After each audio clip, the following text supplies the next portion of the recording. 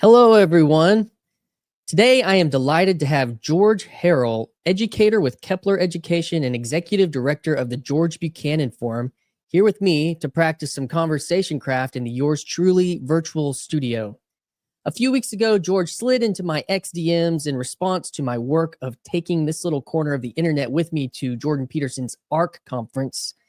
He shared a lecture he had done with the George Buchanan Forum up in Moscow, Idaho, where he's from. If you aren't familiar, Moscow, Idaho is where Doug Wilson, a prominent self-proclaimed Christian nationalist YouTuber and leader within the CREC denomination, Communion of Evangelical Reformed Churches, is based. In our DM exchange, George shared with me that there are a number of people in his area of the country who are consciously attempting to borrow and implement ideas from the TLC and estuary to affect culture in their geographical community. This was really fascinating to me, and I wanted to hear more and bring that into conversation here on Yours Truly. But first, don't forget to like and subscribe for the vanity metrics, and share this with friends if you think it will connect. Leave a comment to keep the conversation going, and if you think Yours Truly is something worth supporting financially, consider channel membership. Members get podcast previews and personal updates of me thinking out loud about the channel's progress. Link down in the description.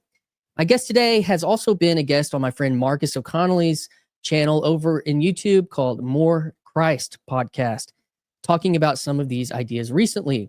I'm excited to hear more of George's story, as well as the intersection with TLC estuary culture affecting and calling more people for more of the embodied, as we have taken these seeds of knowledge that we may grow them into trees of wisdom, from the digital to the physical. So sit back and do some chores, hit the road and clock in, and join George and I today practicing some conversation craft here on the Yours Truly podcast.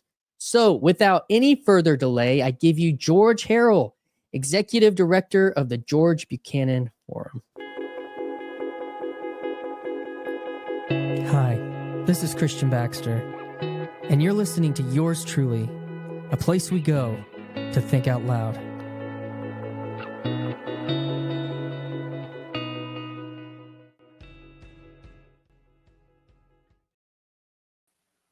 George. Christian. Hey. George Harrell from the George Buchanan Forum. Lots of Georges. Too many. Hey, man. I'm glad you reached out to connect. It's been fun. You know, the arc series, the story arc that I did with the vlogging on that, you know, was a different kind of angle to the channel, and it brought in some different attention and stuff. And so got to, you know, connecting with Marcus at More Christ, who you've had the opportunity to connect with as well. And so this is fun. This is the playground, and this is how playing happens here in the digital space. So I'm glad to continue to do that. First thing I wanted to ask you today is sometimes like on these podcast conversations, a lot of them start with like the story.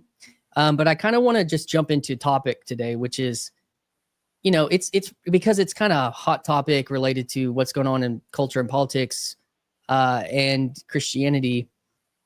Just the simple question, what is Christian nationalism? Now that's a complicated question. Good. Yeah. Well, I mean, so you're asking to like define this term. And from my own perspective as an educator in humanities, teaching things like history, one of the things that you continually are bumping into is asking, how do people self-identify? Right? What are the terms that they use to distinguish themselves? And then one of the things that we bump into once we're trying to analyze that is, how do we then categorize them? And is that also an accurate portrayal of how they themselves would see their own identities? Would they see it reflected in how we're categorizing them? And often, you know, that's very frequently not the case. But the term Christian nationalism, it's such a wide tent term. I've heard numerous people say, who we would probably identify within that movement, say it's a useless term. Like, okay, if we look at actually who is being squeezed into this large tent, and we ask, what do they politically have in common? Say, all right, if this can include people who are either Roman Catholic integralists or people who are part of the Christian New Right, I mean, what are we actually talking about? Or if we're talking about, somebody like Doug Wilson, somebody like Stephen Wolfe, somebody like Aaron McIntyre, what actually are we describing here? So I'm not 100% sure that the term Christian nationalism actually is really all that useful. There are people who obviously self-identify with the term, but then again, when we look at those people and ask, okay, what do they share in common? Is it actually helpful or useful in distinguishing what they're trying to get across? I'm not sure that it really is. And I think that you introduced me as obviously somebody who's from Moscow, Idaho. And Moscow, Idaho's, I've told people, is kind of, this is in some ways the heart of Christian nationalist country, as far as how a lot of people outside the movement, they're going to say, okay, Moscow, that's one of the meccas of Christian nationalism. Surely if Christian nationalism exists anywhere in the hearts and minds of a people, it's there in Moscow, Idaho. And yet when you look at other people who self-identify as Christian nationalists and the contentions between them and people within Moscow, some of whom identify as Christian nationalists, some of whom don't, but other people would recognize them as Christian nationalists, it becomes tricky even just when talking about Moscow. And so I know people here in Moscow who would actually say, I don't think it is a useful term,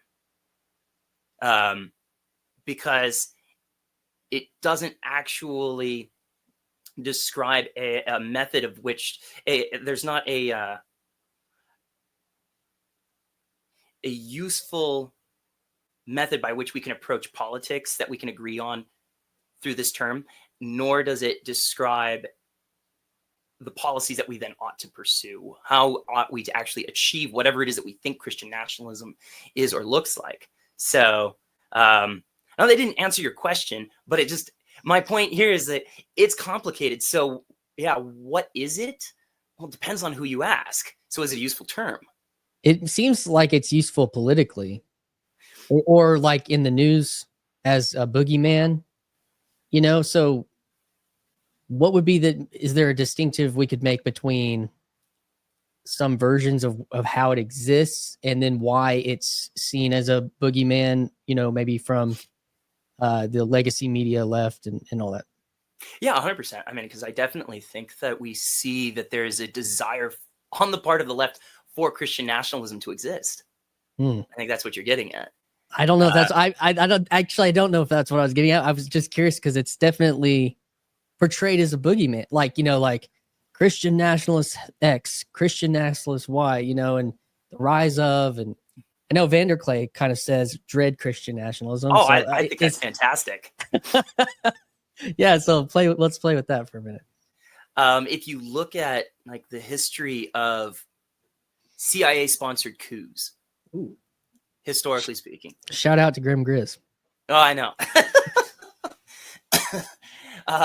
If you look at that, one of the things that is really useful in creating a coup is to have a boogeyman. And historically speaking, through the Cold War, that boogeyman that has served that role has been, dread pirate communism. And that's true regardless of whether or not communism actually exists in the region in which we're trying to effect the coup. If we can give the perception of there being communism. So like in the 1953 coup in Iran, they actually hired people to march through the streets chanting communist slogans. And there were initially some communists that thought, oh, this is fantastic. Let's jump on board here. And then realized at some point, wait a minute, these people are paid actors. And we're telling people, get out. This is not actually part of the movement. And then what they did was they hired people, the CIA hired people then to attack the supposed communist protesters. And the idea being here that if we can just orchestrate unrest, and demonstrate that, hey, this government is not actually capable of maintaining law and order. If we could, and then especially if we could get the government to react, the Iranian government to react in such a way where they are forced to bring out troops or tanks and perhaps overreact, then we can step in. We'll be able to have an excuse for, all right, we can now intervene. So one person, a fairly controversial individual, James Lindsay, is fairly big about this, that it's not the goal is actually the reaction. That's the actual intent. So with something like Christian nationalism, when you hear, I forget if there was a senator who was coming on talking about with the January 6th, however you want to describe that event, saying that the root cause behind January 6th and this supposed attempt to overthrow the US government is Christian nationalism. Okay, why are they pushing that narrative? Because if you're looking at it, you're like, okay, what exactly was January 6th? And was Christian nationalism behind whatever that was? And I mean, it sure looks like there's some shady shenanigans at the least going on there. And so is the intent actually the response? And so that begs the question, well, it's two things. I mean, we're really dancing in the waters of kayfabe. Yeah. And then also that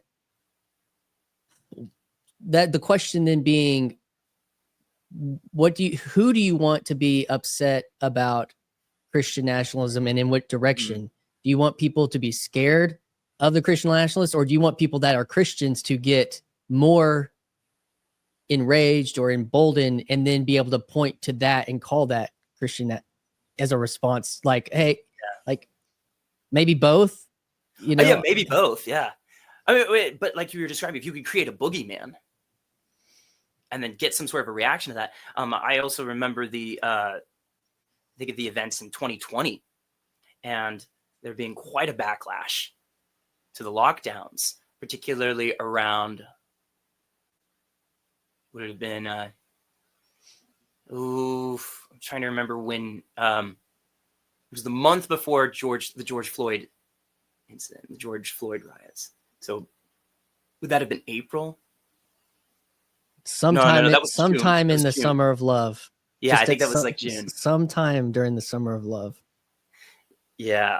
And so it was fascinating to me. There were actual armed protests in state capitol buildings. I don't know if you remember that. Maybe. Against lockdowns and some things that the state governments were employing. Mm-hmm. The month after that was the George Floyd riots.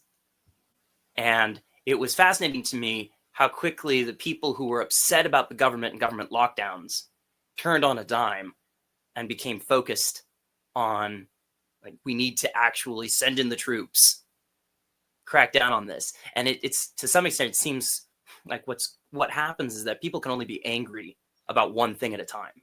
Mm. So what do you want them to be angry about, so that your response is seen as right and proper? Still, what is then the goal though? What is the goal of, if that is like a controlled or forced narrative, what's the goal? Yeah, I think that a lot of that has to do with driving a political divide and then pushing for government policies to help restrict the boogeyman, which had been employed following January 6th. There were people who were advocating certain things. There was revelations about terrorist watch lists with right-wing organizations on there. And you look at the control and censorship of media. If you can control the boogeyman, then you control the narrative, and then the measures necessary to respond to that. And I think that a lot of that just comes down to control, censorship, political regulations of any sort. Having a boogeyman is, I mean, it's politically pretty expedient, to be honest. Yeah, wow, we've dove right in. I guess that's what I was hoping for. I don't know if it's where I want it to be, but it's what I Where do you want to be? well, I don't know. Because I mean, in my conversation with Benjamin Boyce, like this was Mhm. like when you are a relatively curious person, it's Mm. like these are the things, but how much of your curiosity are you willing to let you walk in, into deeper waters of the C word of conspiracy. Yeah. So it's like, and I'm not saying I think this is I probably actually what you're talking about is not really one way or the other. It's more of a meta perspective on what's happening versus this person's doing this and this person's doing, it's more Mhm. like this is just a way that powers that be have been known to be able to do, certain societal control or whatever. Yeah, and I guess I wouldn't want to I wouldn't want from what I said to be construed that, like with the coup in 1953 in Iran, or something like Guatemala, or any number of these incidents, you do have a single purpose plan, an actor. Mm, And that is not necessary, though, in order for boogeymen to be constructed. So I'm yeah. not advocating necessarily that this is just, this is the the unified World Economic Forum is over there pulling the levers and strings of this. I think that the incentives in power function this way. Yeah. So what led, I mean, you were able to wax very clearly on that. What led you into that? I mean, is there a story for yourself related to why this has been something that you've placed attention and time connecting to history related to current events? Um, so relating see if I understand your question correct.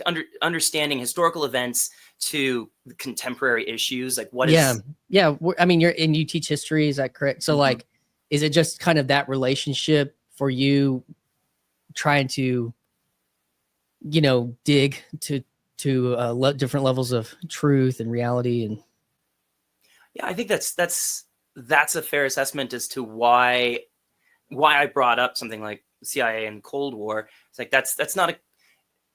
Is there was there historically a conspiracy by the CIA to enact these things? Yes, but it's not a theory now that they were engaged in that. That's they've admitted openly, right? That's publicly accessible documents to these claims. so with that, when we look at Mhm. things that happened in the last 7 or 8 years because of social media, the images that we're able to get, like probably some of the strongest ones for me were, I don't remember if it was in South Carolina, of the I don't know, like white nationalist Mhm. tiki torch Oh boys. yes, yeah, that was in Like, Virginia. yeah, so I remember that just really sticking out to me. But if you are acquainted with history to a certain degree, like with the actions of the CIA from the 70s or 60s or 50s, it's like Mhm. there is going to be not an illogical reason to think that there could be false flag related, things happening now, and we have to contend with that and not just, Mhm. oh, everything gets swiped up to the file of theory. So I do think that when we're trying to make sense of the world related to the amount of images now, and even now it's even going to be continually worse with artificial images, Mhm. um, you know, with narrative control. Yeah, I'm just Yeah. kind of, go ahead if you have something Oh, coming. well, I was wanting to jump in real quick to say also that what I was saying was not an attempt to explain the origins of Christian nationalism, but just to No, say, yeah, yeah, is there a reason for people on the left to feed Christian nationalism as a boogeyman? yeah. So yeah, so they're absolutely 100%. I know them. There are people who are strongly identifying as Christian nationalists, Yeah. and there are things that they want to enact, and so they see this. They see the publicity, and they're like, "Yes, we're making waves. We're making progress." So again, that's not to say that Christian nationalism only exists because there are paid actors. I don't think that's the case at all. But I think that there's an interest on the part of malicious actors to help push that narrative along. This is actually a danger. Watch out for these people, and to also help radicalize them. Yeah, it kind of plays two things. So within, we started out and you were talking about like, what does that word even mean? And could we identify it? Like, well, let's talk about, because you said, the region that you're from there are self-proclaimed and identified version of Christian nationalism. And I've even seen on like my newsfeed, there was like Doug Wilson or news or YouTube was responding to, I don't know, maybe it was Martyr Made was on Tucker Carlson or something. And he was making a response about, I think that may have been it. Like I have critiques, but I also, there's like trying to, like, how do you position yourself towards something? And I do think that this is just like my very top shelf or surface limited understanding of eschatology, but the relationship between postmillennialism and Christian nationalism. Could we unpack that for a second? Do you have any reference for that in your? Yeah, what is the eschatological relationship between how people who are described as like postmillennial? Yeah. Do you have anything on that, or is that something? Yeah, again, that gets complicated because now we've introduced a new term. Yeah, postmillennialism. What exactly is that? How does that how do we distinguish that from optimistic amillennialism and premillennialism and right? dispensationalism? And which one comes first? Are these people Christian nationalists because they're postmillennial, or are they postmillennial because they're Christian nationalists? Oh, there you go. Because I think also what you see a lot of times culturally is there's a sense of civilizational triumphalism, and I think that's what you're picking up on eschatologically. A lot of times that's they're going to put the label postmillennial on that, and so I guess one of the questions, the concerns there would be: does postmillennialism naturally, inevitably, intellectually lead to Christian nationalism, or vice versa? And I don't think that's necessarily the case, because we're a complicated collection of causations.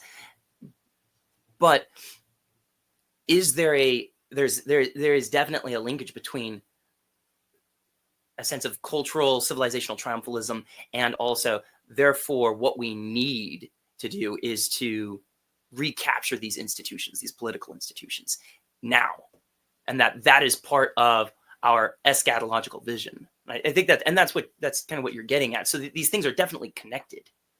That naturally leads me to think, because a question I keep coming back around to is, in this age related to, there's a lot of deconstruction of institutions, whether that's through like the Trump administration, or before the Trump administration, there was a lot of deconstruction of like Christian institutions, both conservative and liberal. In certain ways, you could say that, because like conservatives leaving institutions, liberals kind of maybe more so like abandoning institutional ideas. And then young people being like, well, what do we do with institutions? It's I think, and so then that leaves a space for somebody like being like, we want a Christian nation and we want to build Christian institutions that way. I think there's a relationship with all of that going on right now as well. Yeah, what is our relationship to the institutions that we have, and what is our relationship to them, and specifically, what is our relationship to them with the goals that we're hoping to achieve individually, personally, and collectively? So yeah, you're talking about Christian nationalism, and what is our relationship towards the United States and the United States government as far as our goals, especially if we're hoping to try to achieve some level of institutionalized Christianity over the state. Mm. Like, okay, how are we going to achieve that? Do we do that by either attempting to capture the institution that currently exists, or do we reject it and try to build another one? And then, yeah, you're asking that you're bringing up the difficulty that we also had with the meaning crisis, and asking what is the purpose of these institutions, especially if they seem to be failing us continually and regularly. So do we reject all institutions? Do we just reject politics in general? Do we try to personally just seek, is my goal to just seek the eternal personally and reject all public involvement? Or do we try to run out and seize these institutions in order to be able to affect that individual change for people? Yes, where's the source, and what is our relationship to these things? That's and you reached out to me while I was at ARC, or because I did some of this stuff at ARC. So there's like also, I mean, what's your perspective on what this old boy's been trying to do related to that? And I think there is going to be a continued contention between these factions and agendas as we continue to move forward. Yeah, I mean, Paul Vanderklay obviously had a fairly, I don't know if negative is the right word. I don't know. How would you describe that? Impassioned. Yeah, that seems fair. Yeah, I mean, what do you think about that? Me? Yeah. What's the future of ARC? We're creating this giant institution, bringing in 4,000 people instead of we just increase the numbers. And what's the goal? To me, it was interesting because I talked to a young lady the other day who was at ARC. I've just blanked on her name. I just had her on the podcast. Chloe Barnes. She was there. She also, speaking of institutions, she went to and was a part of the two of the first recordings for Peterson Academy. Oh, very cool. And she's young. She's like 23. So she was in college during COVID, and it was just a complete failure for her from the institution. And that's like multifaceted, related to government and education. So, so she's there and she says, I was just overwhelmed. There's like 4,000 people here. And I remember going to passion conferences in the American South. I'm almost 40, with 15 and 60,000 people. So this was nothing. So when I'm like looking at this thing, like as much influence that Jordan Peterson has had, like in a certain section of culture, and I think about how do you get 4,000 people to show up to a place for meaning. Mm-hmm. And then I think about in 2012, 60,000 college students driving to Atlanta to attend, modern worship and Louis Giglio and John Piper and Lecrae. Like, I think about some of it isn't just about size. This is what I would say is that the numbers say something. Even numbers say something about something, but we then run into a quality versus quantity relationship to the strength of what's really happening. And I think something that Vanderklay is feeling is there's so much quality within that 4,000 people, but you're really focused on the 4,000 number, not I mean, of course you care that there's quality people here, but what could you actually really develop, cultivate with those 4,000 people? And it's not to diminish people that aren't quality, that aren't at ARC.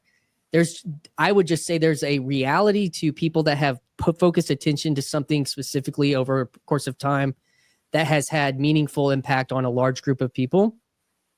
That's not necessarily easy to do, and it takes discipline. Mm-hmm. And so if there was a lot of disciplined people there, and disciplined people happen to have some success of building things, so that's related to institution. Yet there's this relationship of how we've only seen success by the number. And so I think my perspective on that with Paul is that he saw it as a lost opportunity to get the people to really have a vehicle for activating more possibility. Mm-hmm. And that was even in my conversation with Chloe. She was like, what do I do? I just got fed all of this stuff. I don't know what to do with it. Mm-hmm, mm-hmm. Yes. And getting into relationships, I think you don't know when you spark that partnership or that team or that relationship or that friendship that then allows something to catch, and through that rub. And that's obviously assumed in this modern idea of networking. Mm-hmm. But I think that Paul's saying we could do better. So mm-hmm. I think that's my take on his critique of that. And even my own, experiences of being a part of large movements like the modern worship movement. I was really dialed into that and how that has affected culture now. And there were certain institutions that were driving that, like Passion out of Atlanta, Hillsong out of Australia, Elevation out of the East Coast. These places were like creating new institutions. Willow Creek from the late 90s. It's the mega church down in Purpose Driven Life, Saddleback, all that kind of stuff. So that's like the frame that I'm looking at this kind of stuff, but that's very much in the evangelical framework. And Peterson, ARC, they're dancing more directly in the political, economic, and religious framework, but not singularly the religious framework. So that makes it a lot different, and probably all the more reason to figure out how to create cohesive relationships, because they are from these majorly different sectors. So I don't know. That's just what's coming out. Yeah, and what you're describing is so much of the question then, even with like Christian nationalism, we're like, okay, well, how do we affect change? Is it that is cultural change enacted through an elite theory where we have these few people, we assemble, and you were talking about this with Marcus. It's like, okay, we come together, and how much of this though is we're all oriented towards a few people. We have 4,000 people, and the leaders of a movement like that are like, well, the arrow on the graph is going up. How can you argue with this? And so we have a metric for success, more bodies listening to a few people. But then how is that transfer then to actual cultural change with those 4,000 people that you've brought together into that room? Is it simply enough for them to listen to the people on stage, or do they then have to go and actually embody that in reality? Yeah. So this is interesting, because now that I'm like framing that more specifically in my mind with my experiences at the Passion Conference, is like several things were happening. You had thousands of young people that decided to go be missionaries. Mm. You had thousands of young people that decided to be worship leaders. Mm-hmm. You had thousands of young people that decided they wanted to be, and because it was glamorized to a degree, like this giant stage and this massive movement or this highly impacted, gifted speaker, and it completely shifted the way how music was being done in churches. I mean, it happened. I mean, you look at that, the power of that, like they don't, until now, church plants had not been being started by people that play organs and pianos. You just don't go out and start that church, really. Mm-hmm. Generally, Mm-hmm. I think that's some of that's changing. But for a while, you got a guy like me to go start those churches that could play and sing and be hip. And so that to me was like, that's a pretty good example of cultural change and cultural impact and influence. And so when I think about how they did that with record releases, we're going to pump this song. We're going to show missions. We're going to have these high quality videos of these mission organizations that give clean water to such and such third world, or sex trafficking. We're going to have this incredibly emotive, and then we're going to have the guy who directs the thing come talk and just like nail. I mean, I don't think people understand how potent those Christian experiences are related to massive cultural impact because of how good they were at the marketing and the message. And so, and not only that, but also in the embodiment of it, like, because you could have them doing like a rock set at one point, and then the next session, they have brought in all of these candles, and Shane are up there with an acoustic guitar singing, this beautiful, soft, beauty from ashes. And it's like, when, an hour or 2 hours ago, we were like rock and roll, and now there's this kind of like, so they were excellent at that. And yeah, so when I'm looking at ARC and I'm thinking about that, and I know the kind of the general timeline of how Passion started, even in the late 90s and in 2003, like they had these events. So, and now that's just completely inundated so many things. But now that institution is actually shaky, and it's happened so quick. So I don't know how that connects, but that's just what that got me kind of thinking about, related to anyone that's wanting to look at how you do that. That's part of it. And it's being really organized. Yeah.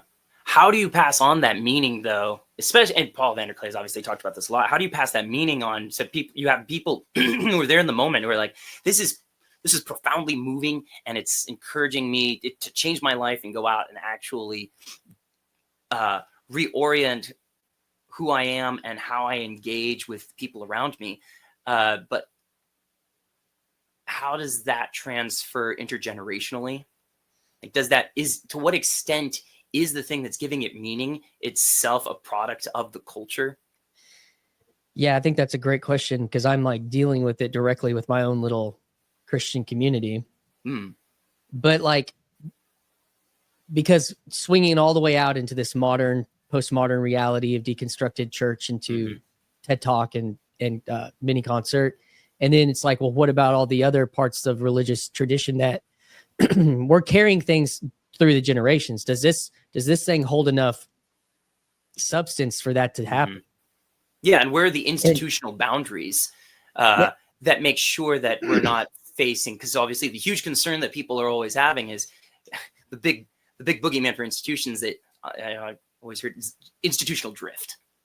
Like, how do they lose the vision, or how do we prevent them from losing the vision and staying on target? And is there some way that we can forcibly construct a system whereby we will prevent people from steering off, driving the institution Yeah. for their own. I guess the concern here is that how do I make sure that my vision transcends myself I think so it's that other something people stay on lane? maybe to do with like a Hegelian dialectic between Uh-huh. these things, and that would then lead us into the metagelical part of the conversation, because that's how it is for me. That's how it feels like for me, is having swung, far out this direction and then starting to ask all those questions and being like, wow, how does this is, what are we giving our kids? And I had this strange experience a few weeks ago. My daughter got invited to go to a Christian concert night with one of her friends from school. And I didn't know who was there. I didn't know who was playing. And it ended up it was Toby Mac, from DC Talk, which I have memories of listening to when I was in the early 90s, and I had like and then I got the Jesus Freak cassette in like 90. And well, this is really interesting. And then she sends me a video later, and they're pretty far back, and I don't know who it is. I don't know the song, but I could just hear it well enough to, I just texted her back. I was like, is that David Crowder? And she's like, yeah. And I'm like, she doesn't really know who David Crowder is, but I'm just like, what is happening right now? Yeah. Because there is this weird evangelical marketplace institution that is still, but these guys are like 60, and like Toby Mac's almost 60 if he's not, and David Crowder's probably 45 or pushing 50. And it's like, well, probably closer to 50. And my kids being exposed to them, so they can continue to make, living. But it was like birthed out of something that was probably pretty genuine, Does it continue to have staying power? There was younger people there that she liked, some of the younger people they brought in. Mm-hmm. And they sang, there's this, I don't know, this guy named Forrest or something that's pretty big on Instagram. And like, he has a song like, today is a good day, but I don't know. It was popular. I saw it on Instagram, but I'm just saying, it really was kind of strange to think about what is happening with that as an institution, to a degree that my kid now has been exposed to this in a way. We don't listen to those people. They were like that was my 10-year-old, 15-year-old music.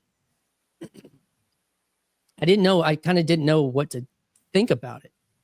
And so yeah, anyways, I don't know. I'll just throw that back to you. Yeah, I mean, I guess so much of the question being like, how do we create institutions that have staying power, especially beyond our own generational limitations?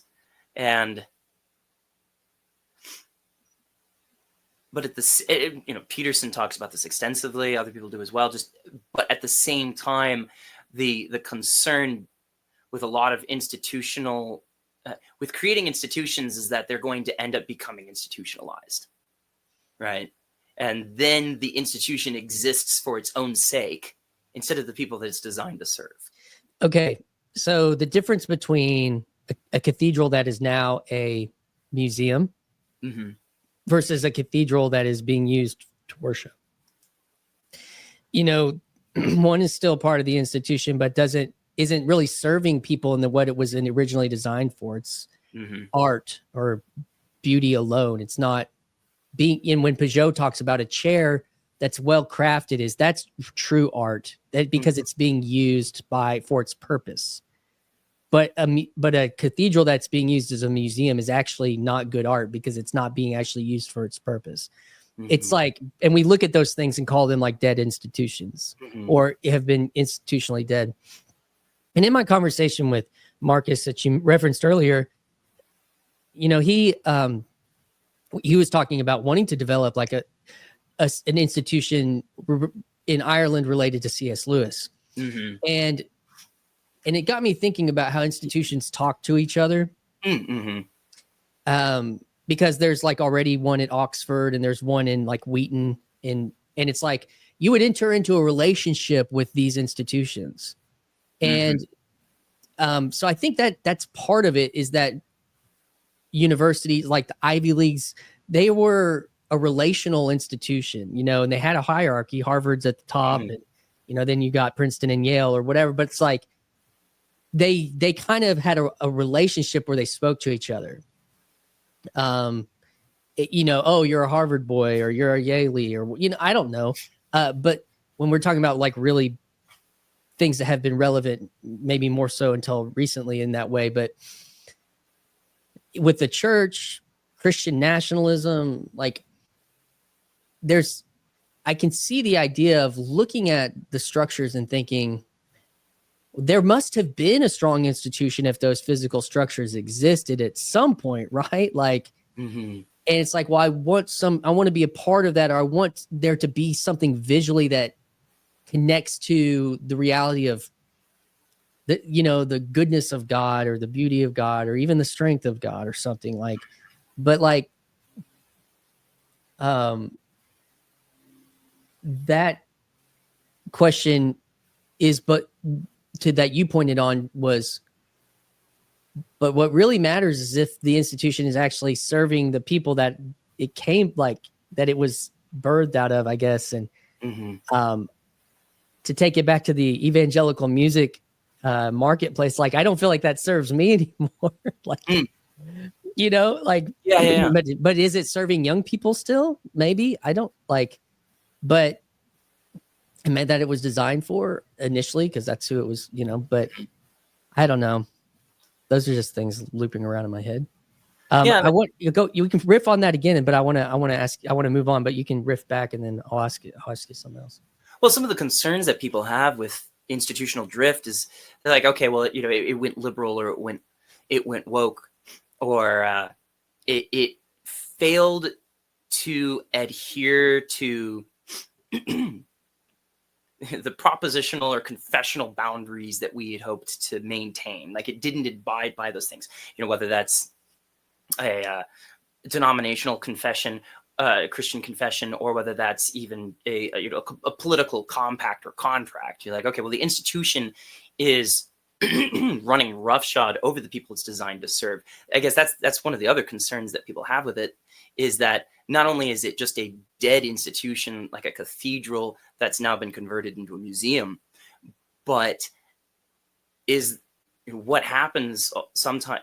What do you do if you end up with an institution that has essentially gone rogue and is using its institutional authority and hierarchy not in service of the people that it's designed to serve, but actually in opposition to that, it's actually oppressing them and saying,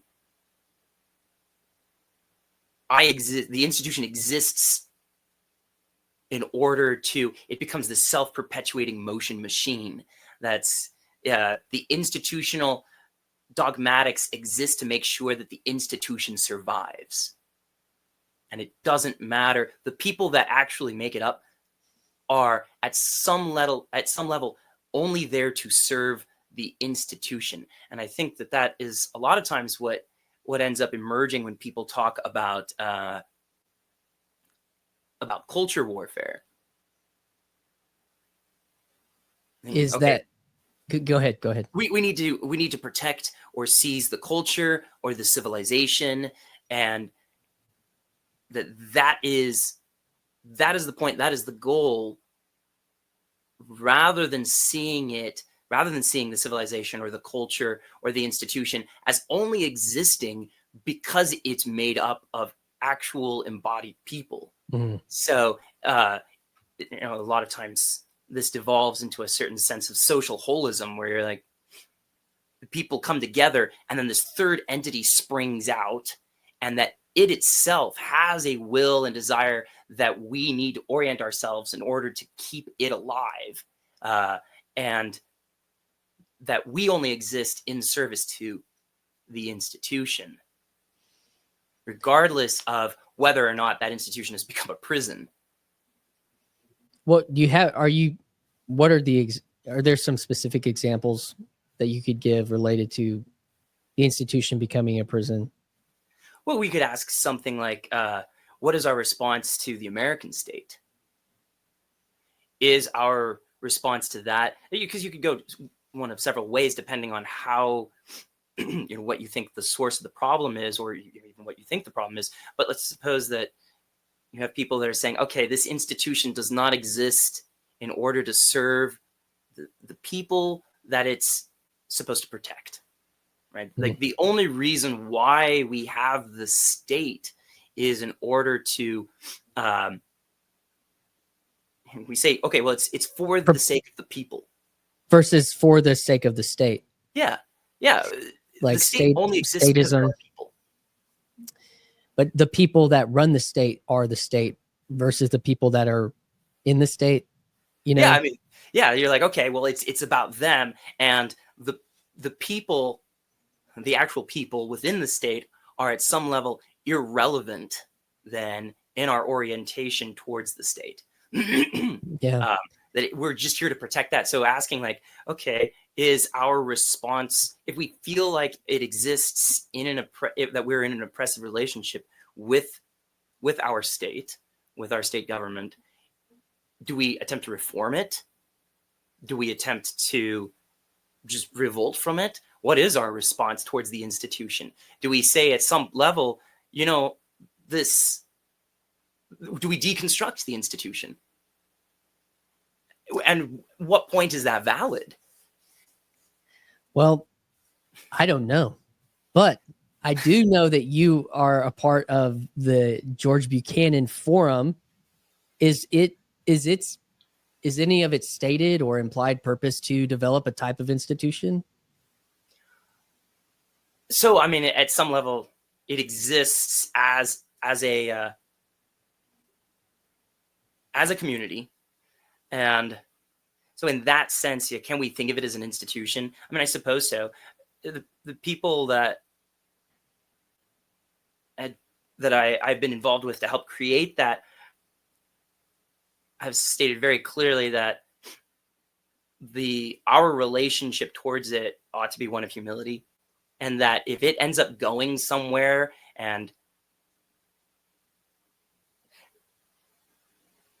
that I think okay, so if I could back up real quick, that part of the concern that part of the reasons why institutions end up existing for their own sake and oppressing the people they're designed to serve is because the people in charge the people in authority see that there is a developing or growing trajectory that is pulling away from the original vision of the institution. And so they're saying, okay, well, we need to grab the people and pull them back in the direction that our institution was originally oriented towards. And that might be good, like in the sense of that people may be heading off in a trajectory that is not conducive to the common good and to public virtue. But how do we go about doing that? Because people tend to self-identify with institutions and say, okay, this is the institution that I'm going to identify with. And then when you have people in authority that say, all right, this is a crisis, not a conversation. We're going to determine which communities we can have cross-pollination with. Who are the people that we're going to platform? And all of that to some extent is necessary, but the concern being that can end up being used in an authoritative way. And people, I think, need to be self-aware of that. And so one of the things with the George Buchanan Forum is to help foster conversations within a local embodied community and say, hey, I feel like there are conversations that are being neglected, or there are perspectives that are being overlooked in the conversations that we're having. How can we help foster a conversation in these areas, and also for people who are trying to find meaning through these things, to help give them a place where they can actually interact with these concepts and with these thoughts. And a lot of times, because what occurs is that you have institutions that want to declare something a crisis rather than a conversation, and then say, this is a topic that's off limits for intellectual exploration. And I think that especially when there is a truly genuine sense of exploration as opposed to self-deception, shutting that down is I think that it's true that shutting that down is never helpful. Yeah, it's like a form of repression, Mm-hmm. and that usually comes out negatively. So, I mean, it does. I mentioned this in our conversations and in the intro, but like that obviously bears a strong resemblance or relationship to estuary and some of these, Mm-hmm. the culture of like TLC, this corner of the internet. How does that, what does that look like practically on the ground when George Buchanan forums take place? What is that, and why, and who is George Buchanan? Yeah, so George Buchanan, so the person who started the whole group, Jeremy Bunch, I've been reading up on George Buchanan, and he was a Scots reformer, but one of the things that had stood out to excuse me, to Jeremy was the extent to which he represented a certain holistic approach towards theology, the arts, history, and incorporated all of those into this one individual. And there's a very strong Reformed Protestant community here in Moscow. It's like, okay, this is a pretty good standard bearer for the type of conversations that we'd like to have within this community. Earlier, you'd mentioned something like Christian nationalism also, and what is that relationship to some of the people here? Again, that not being that is complicated because of something like Christian nationalism being such a large umbrella term, and you have complexities where you have something like Stephen Wolfe's book, The Case for Christian Nationalism, was published here in Moscow, and Doug, like you had mentioned, I think earlier, Doug Wilson has at times self-identified as a Christian nationalist, but I think that a lot of times what people are doing is they're playing a word association game with these terms, with these concepts, and saying, okay, well, I can identify with this. I can, I'm just going to throw my hat into that thing without actually exploring and understanding what are their goals, and assume that we have the same intentions, the same trajectories. And for something like Christian nationalism, that's actually, I think that's a perfect example of something where that's not at all obvious. And there has been some recent fallout because there's been revelations of, oh, wait a minute, are we actually arguing for the same thing? Are we actually saying the same? What do we mean by these words? And even for someone like Doug Wilson, he has also started to, I don't know if this is a pullback on his part, but he's even identified himself more recently as a theonomic libertarian. I think in response to some of these, the fallout from, wait, what exactly are we talking about? So someone like Stephen Wolfe writing The Case for Christian Nationalism, his intentions and goals are actually, interestingly enough, very different from Doug Wilson. And I don't mean to defend one or the other here, but just to point out that I don't think that a lot of people are actually aware of these differences and of these distinctions. And so trying to have conversations around these terms is something that I think is very much needed. You know what? I hear this refrain in the back of my mind right now. Is like, do you believe in God or do you believe in the resurrection? Yeah. Do you believe in God? It depends on what you mean. Yeah. You know, are you a Christian nationalist? Well, it depends on what you mean by Christian nationalist.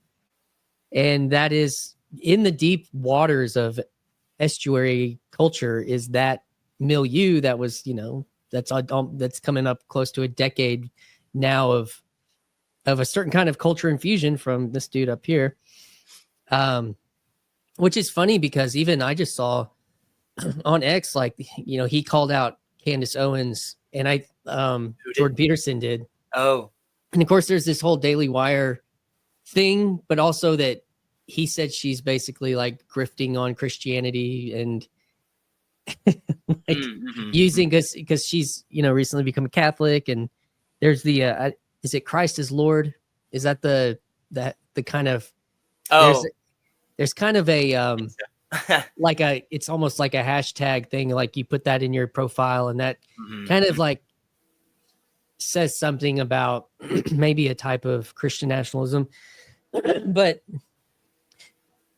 so it depends on what you mean and by this word, and so if you're in a place where there's these kind of charged expressions that are a part of your culture, so how do you maybe create better bridges of meaning and better cultivating conversation? And like I brought up those Pangburn conversations that Peterson and Sam Harris did that were like a massive shift from atheist debates of the previous 10 years to moderated conversation and tone and everything, and the rise of podcasting and all this stuff. And I call estuary conversation protocol. TLC is tried I think in different ways and with the different people that have played for a long times in it, tried to embody and imbibe parts of that culture. And so and you were talking about this George Buchanan figure of history, Scots reformer, embodying, it seems like a nexus of let's consider lots of different frames and different things so that we can, in the future, instead of everything devolving back into embodied combat or even back into debate, can we push forward into conversation being a more primary fixture of how progress is made? And that progress is obviously another dicey word, but in its non-political form. And there's going to be people that don't believe that. It's like, no, it needs to be law, come down hard and heavy. It needs to be radical, this or that. I don't know. Maybe that I don't know, but obviously I'm playing with the meme myself. All these thumbnails say conversation craft on the and because honestly, like Christian nationalism is not like a term that I was like, ooh, that's something I feel so confident to splash around into the world of the internet and to be found being in a conversation about. But it would be nice to have a conversation about, and so I think, and even like, well, how do you in the worlds of YouTube, like, and even in my own kind of like Gospel Coalition, Acts 29 history of evangelicalism, figure like Doug was like, whenever we first talked, I was aware of his like first book back, in the early 2010s or whenever it was. It's like these things, they're bouncing around in my brain, and there's pieces that are still trying to get connected. And so, conversation, one of the things in Jordan Peterson's conversation or moderated conversation with Richard Dawkins recently is they talked about this, like physical warfare went into kind of like the cold warfare of ideas, and then let's like into mimetic warfare. Like there's some space in between there that I don't know if there was ever like, if we stay in mimetic warfare, and then what do you do with the memes? Can it move into conversation? And I mean, I'd be interested. Did you catch any of the Charlie Kirk, Gavin Newsom clips that were floating around on Twitter? No, I've heard about it, but I haven't seen it. Yeah. So, I mean, they did a full couple-hour podcast. Gavin Newsom started it. And I know that Charlie Kirk said this man, like on his Fox News thing that he said, was this man wants to be president more than anybody in the United States. If he's willing, like if he's really the only Democrat willing to be like, dude, did podcasts actually sway this election? And we don't have really a podcast culture anymore. then, and my kids watch like Charlie Kirk and Joe Rogan, like that's what he says. Like his 13-year-old likes Charlie Kirk. He's like, nothing he can do about it. At least that's what he says. Yeah. The fact though that I think that's just really fascinating.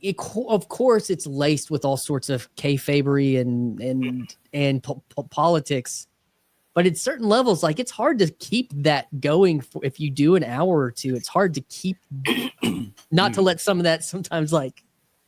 And then if you're saying I'm not going to edit this and you put it out, I mean that I think that's interesting related to what's happening in culture right now. Yeah, I love that. Seeing that kind of conversation happening. And yeah, and what you're describing seems to be like the the desire to not try to meme the opposition. And we were mentioning earlier, just talking about Christian nationalism, and to what extent is that just itself a meme? And also, to what extent do the people sometimes lean into the meme or help to foster the image? Or if you think if we could seize the image of the meme, then we can use it for our own ends. And then the problem is that especially if you're on the fence, what exactly is this movement? What's inside it? It's not always obvious based off of the meme. And you take even something like, so Christian nationalism is definitely a good one there. It's like, okay, well, what does that term mean? And how do we distinguish that from theonomic libertarianism, which, that doesn't roll off the tongue quite as nicely. That, and then also people, things that somebody like Stephen Wolfe or Joel Webbin or other individuals within the how does that relate to the Christian new right or the new Christian right? Because they actually want frequently very different things. And then Moscow itself is a meme so frequently. And one of the things that happens a lot of times is that people exist within the meme world and can't ever move beyond that.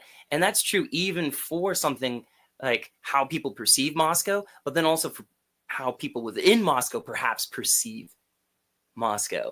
And I think something that can be helpful for people to realize outside is that there is distinctions.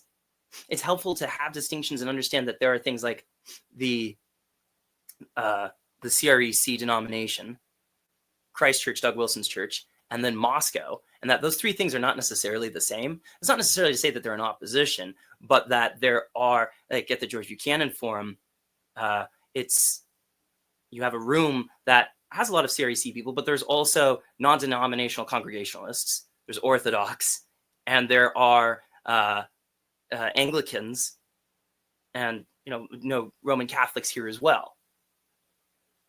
So putting those people into conversation. So what do you think about this term metagelical?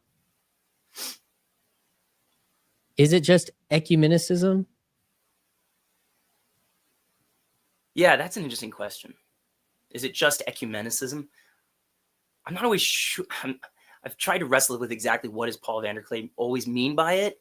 I was thinking of his use of the baptismal trough. That really stood out in my mind. But like one of the things that, especially back in like the late 90s, mid-late 90s and early 2000s, within a place like Moscow, there was also a strong kind of retrievalist movement, which I think that can, I'm trying to figure out is that metagelical? And I don't know, maybe you can help me out here with this, but through people here locally, people like Peter Leithart, there was a lot of emphasis on trying to think about what are things that have been consistently meaningful historically across Christianity, and then so looking at the long view of historic Christianity, and then how does that map onto a broad view of Christianity in the contemporary? So there was a heavy emphasis on patristic writers and thinkers, medieval scholastics, and viewing them not even as proto-Protestants, because the people who were engaged in this, they are themselves Reformed Protestants. So not seeing these historic figures as proto-Protestant per se, or trying to figure out how do we approach these people in an intellectually honest way that then helps inform what we're doing here and now. Again, as very much a inherited tradition. Something that always stood out to me, being raised mainly Baptist, I have my degrees from Southern Baptist Biblical Studies, and then when I started dating a Lutheran and ended up marrying her, whose family was deeply Catholic, like her uncle was an archbishop of the Catholic Church. So like she had aunts that were nuns. I was like, what do I do? Like, what is this? And like, while we were charismatic when I was younger too. So it's just like this, like, she even has an aunt who became Greek Orthodox. So like, and another aunt who is Episcopal. So, I mean, it's like, there's just like a very like, and my grandfather worked for Lifeway, which is, Southern Baptist publishing house back in its very primacy days and 60s, 70s. Was associate pastor at First Nashville. So I remember I started working with this guy at our church. We were a non-denominational church with some kind of like moderately reformed, not like heavy-handed, would fit more into the reformed thing, more interested in like culture, evangelism. And we hired a guy who had been ordained by the Presbyterian Church, who got his MDiv from Yale, who came out like a very Kellerite, moderate conservative. And so like, and we're talking about Bertrand Russell and, and reading, we have hired another guy who's reading Hans Balthasar, like Catholic theology. And like, that's like my office every day. And they always are like, and my friend is like reading all this Catholic theology, like Scott Hahn, he was writing a blog and there's like 12 people following it. And one of them was Scott Hahn. I don't know if you know who he is, but like he was a Protestant who became Catholic, and Home Sweet Rome is a book he wrote, like very influential in getting Protestants into Catholicism. And he was reaching like, and I'm in a little town in Arkansas, and all this kind of like institutional, religious, and yet there's the cultural milieu is Baptist all around. And I remember whenever I would like watch some of my friends at the other Baptist church, and they would be like quoting Augustine or quoting C.S. Lewis, and I would just be like, they were like Paedo Baptists, right? Right. And in my brain, I'm just like, what is that? What is it that you can quote this, great mind, Protestant mind, and this great Catholic theologian, that what is that? It's like, I think to me, that's metagelicalism. And what is it that Jonathan Peugeot goes on Pints of Aquinas and says,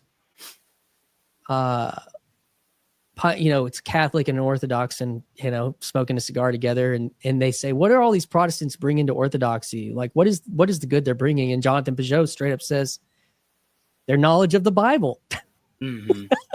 Like, that's metagelic, like the biblicism that they're actually bringing into the institution of image and tradition and mystery. Like, when those things are all together, it's really potent. To me, and I don't think ecumenicism is something I think that happens in the ivory towers of the institutions that are conversations between synods and communions and that never see the light of day in the laity, but yet the laity is absorbing in this modern Gutenberg 2.0, shout out Luke Thompson, of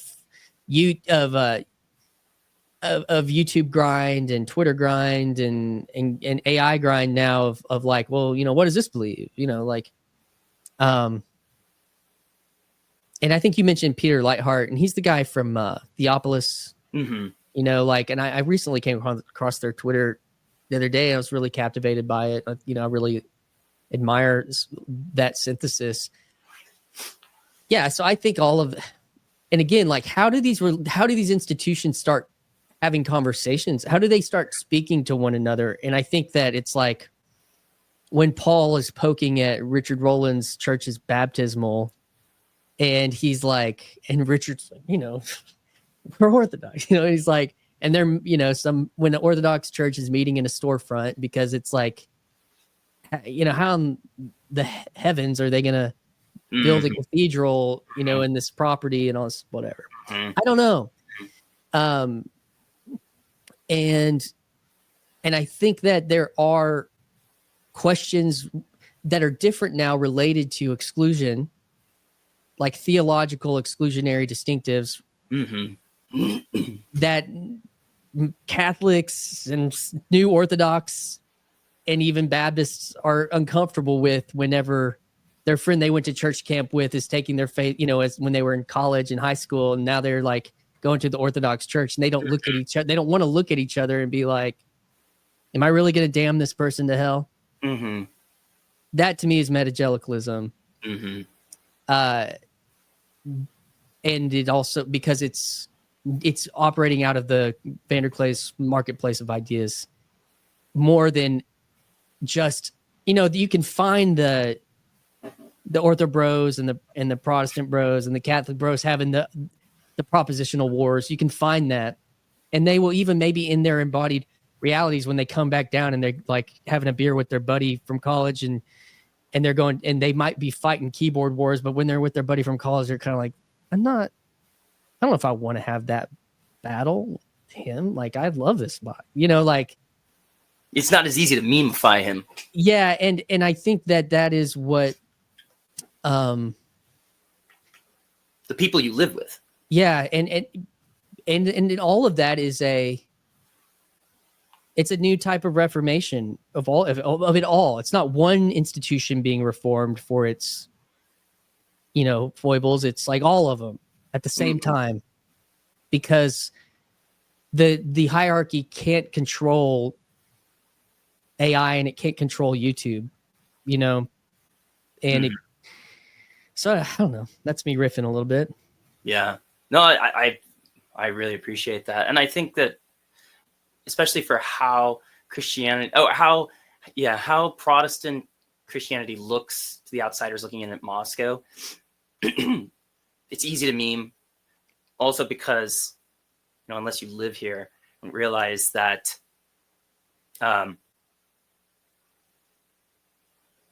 there are those relationships that exist that are across denominations, across traditions here, and also to what extent there are the one group that I didn't really have much exposure to as far as a Christian denomination or tradition was really Southern Baptist, actually. So like mainline evangelicalism. So which is why it's really cool getting to listen to you and get your take on that, because I'm not familiar with it actually. Well, like the Passion thing was a big deal because it was broadly within Southern Baptists. Like, I mean, Piper wasn't a Southern Baptist, but whatever. But yeah, that was a lot out of that reality.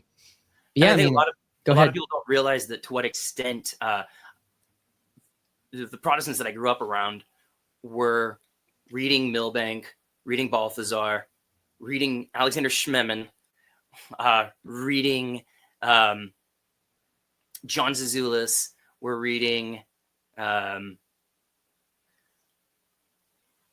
attempting to approach scripture narratively with a narratival emphasis. We're doing so, let's say there was a liturgical emphasis with a sacramental emphasis. And that's not everyone, obviously, all the Protestant or Reformed churches within Moscow, but I think a lot of people don't realize how many there are here. And that, I mean, there were multiple Protestant Reformed churches in the area that routinely sang things like the Song of Simeon or the Magnificat on a routine basis. Yeah. And I think that could be surprising to a lot of people who think, oh, I understand what Protestantism is, or what Reformed theology looks like. Yeah. I think they might have a better idea about what it looks like than what it is. Yeah. Well, and that's where, and it's funny, so often, we were talking about memifying people, but also this happens routinely around discussions of things like Christian nationalism or theonomy to pull the etymological fallacy on it and say, okay, theonomy means God's law. How can you disagree with that? Christian nationalism means we want the nation to be Christian. How do you argue with that? And then people either accept it on that basis, or but some of the difficulty comes down to, wait, how are you actually living that out? What does that actually look like on the ground, though? And do I want to align myself with that? So there's the talking points and these terms that people bandy about, but then when it takes place in real time and space, a lot of times that can either be completely dissimilar from the terms in a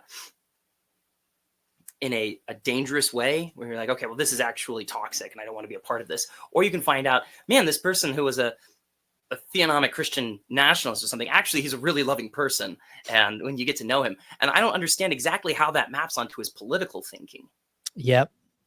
Yeah, that's probably another aspect of what's going on and why it's so important to try to, I guess maybe Vanderklay try to get a movement of conversation, because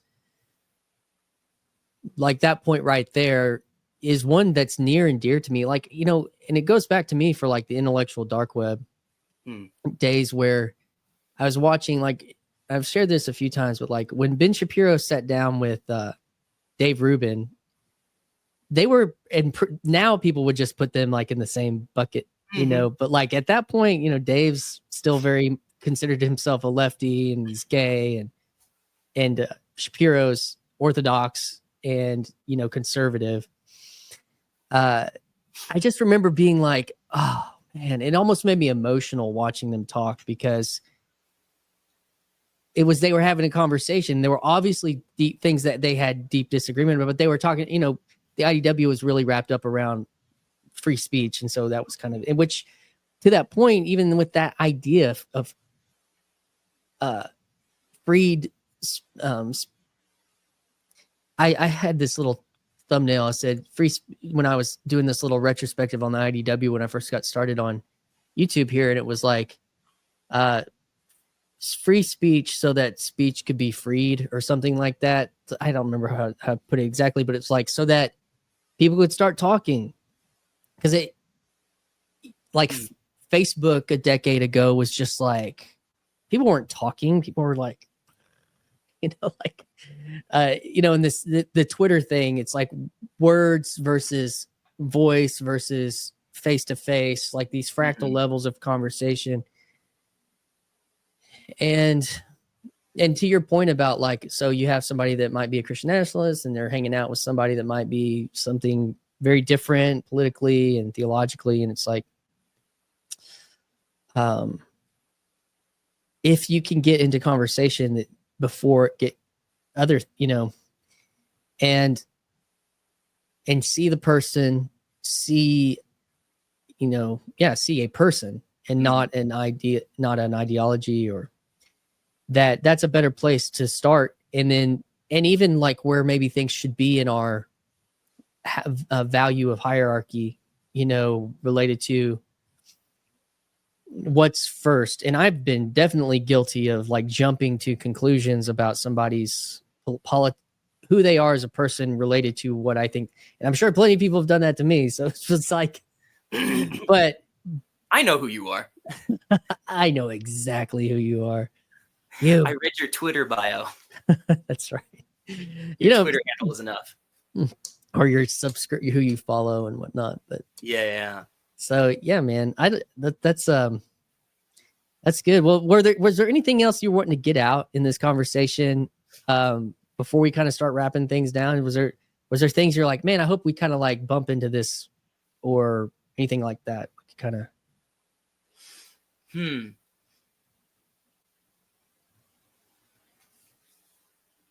Yeah. I'm thinking kind of, again, what you were describing there, even that question about something like, I think you were mentioning with Marcus, the ordo amoris. You're just like, okay, our ordered loves. And you will have some sort of concept of, from that, they're like, okay, well, there's my family and my immediate culture, this nation that I identify with, and they are deserving of my attention and love primarily. And it's like, okay, there is something that is natural about that, but there is also something, there's like, what is it to actually embody a family, not just in the theoretical sense, but actually to live it out? And there is a requirement at some level of proximity. You're like, I actually have to live with these people. And some of that involves just actual physical nearness, but also just we have a responsibility to think, okay, I should call my mother up from across the country. I need to be involved and engaged in this person's life, regardless of how far away they are. But then at the same time, there are other people who enter into our lives that perhaps don't fit those categories of family or ethnic or cultural. They don't fit within the cultural identity that we ourselves subscribe to. And I mean, there's the whole question of who is my neighbor? And you're like, okay, here's this Samaritan. Here's this man lying in the street.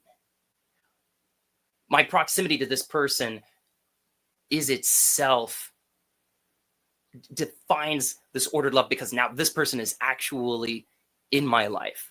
So I have a responsibility to this person, and there is an boots on the ground requirement here, a duty that I owe this person that I don't owe someone who is culturally or ethnically tied to me, but is across the country or across the world. And so loving the people that are directly in our lives and trying to affect change with them in a way that orients them towards virtue, towards sainthood, towards living out an embodied fullness of the life of Christ, that's where we have to start primarily. It's with the people that we actually have connections with. And how we do that, that's obviously, that's a struggle. That's a daily and continual thing that we have to confront and try to ask ourselves. And building institutions can, those institutions, hierarchy, authority, these things are necessary components. They're natural to our lives, but yeah, they can be misused or misconstrued or misunderstood. And yeah, that question, I mean, that really caught fire on Twitter a few weeks ago, and I brought it up with Marcus, like you're saying, and the thing that because I tend to lean towards that subsidiarial idea about individual, family, neighbor, community, church, government, local, state, as a pattern that seems to be reasonable, I guess, and even to a degree that I've embodied myself, better and for worse at times, and not ever perfectly or greatly, I don't think. But in that question of who's my neighbor, I think that many ways, both sides, but typically related to how that question's been applied recently, related to the reaction to J.D. Vance and the reaction politically from the left, probably more so, is, do you not understand that country and all those immigrants from that country are our neighbor? Do you not get that that's what Jesus is talking about? But I think, to your point, Jesus wasn't making a case for what should happen with the governments. He was making a case, like you said, for the person in front of you. And so say you have a conservative stance on what should be happening at the borders of the United States. Mm-hmm. That should not dictate what you do to a person who's Canadian or Canadian, Hispanic. My wife is Canadian. Yeah, it might be a little bit more pertinent to you, but like to the Hispanic person that's in your community, whether or not they're legal or illegal or whatever, what's happening in that moment is what really counts ultimately. And to me, that's where I want the emphasis to be as a Christian, more than I want how my vote, to extrapolate that morality onto my vote, onto this completely disembodied existential thing, conceptual idea of a border or a country's even. There are people that I do vote for that are in government. That's going to have an effect. But at the end of the day, how I respond to asking who's my neighbor, is it only this, or is it the person that maybe even there's cultural tensions with, but when they're in front of me, that doesn't matter. What matters is that they are an image bearer of God. And so, I don't know how that. Well, it's so much of the Christian nationalists, the people who within that, particularly the Christian New Right, it's like culture is downstream from politics. So capture the politics, and then we can create a virtuous culture. And I think ultimately that's backwards. Bankrupt. There'll be probably people that disagree with me on that. But I agree with you, because my pastor used to tell this great story about the atheist journalist who said that Africa needed Christian missionaries, which is a really, that can get all sorts of like politically incorrect in how that sounds. He was saying that it's not government programs that help these people. It's that if someone really cares and goes in and gives their life to these people, that's where he has seen the actual flourishing of change. Mm-hmm. And this was an atheist who's like, I'm an atheist that thinks that Africa needs Christian missionaries. And it wasn't because they were being imperialistic, even though I'm sure there was white savior complexness happening and all those things that get labeled.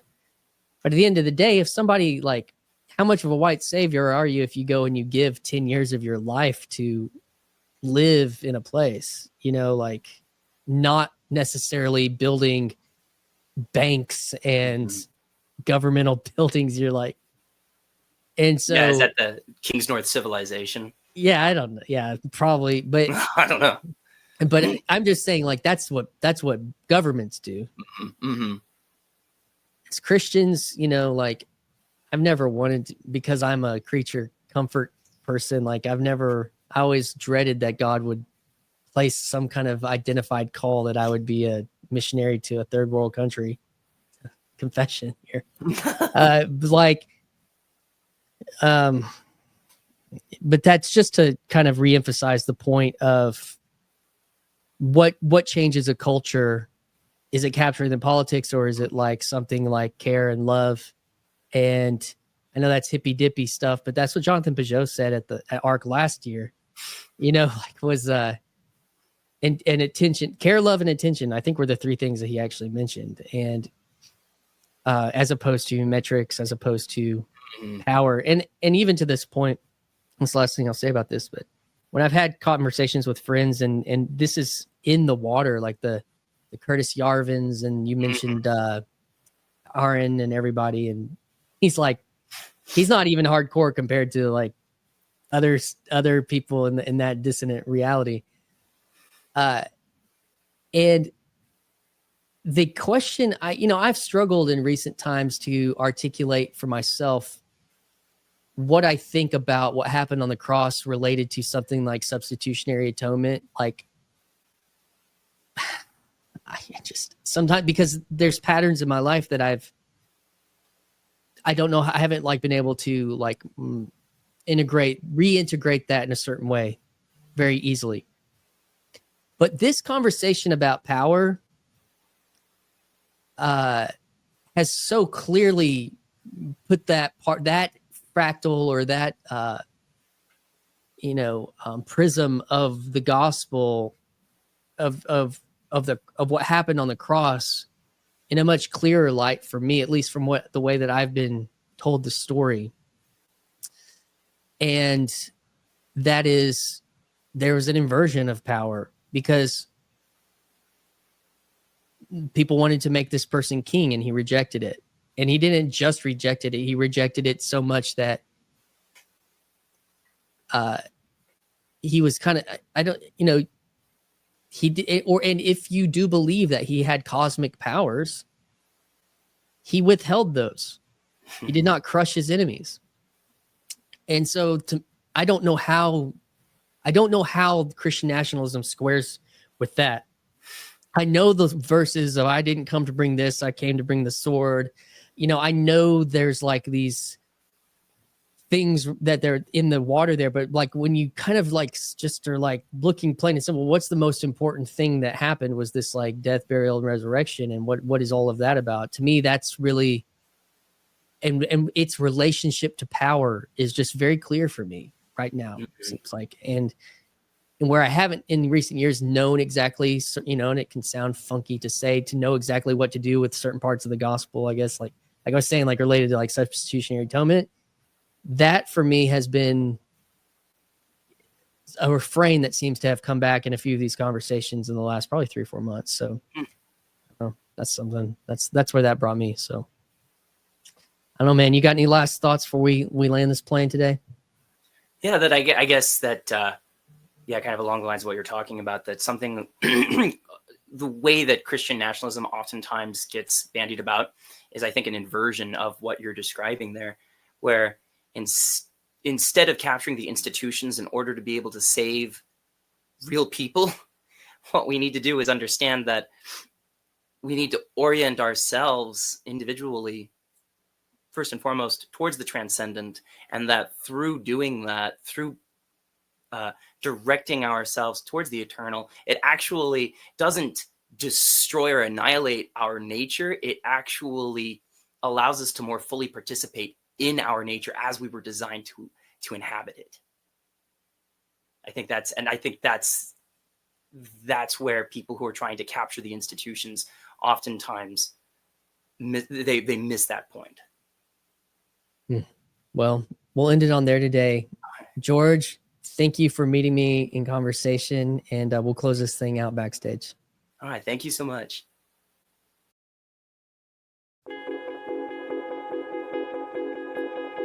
Hi, this is Christian Baxter, and you're listening to Yours Truly, a place we go to think out loud.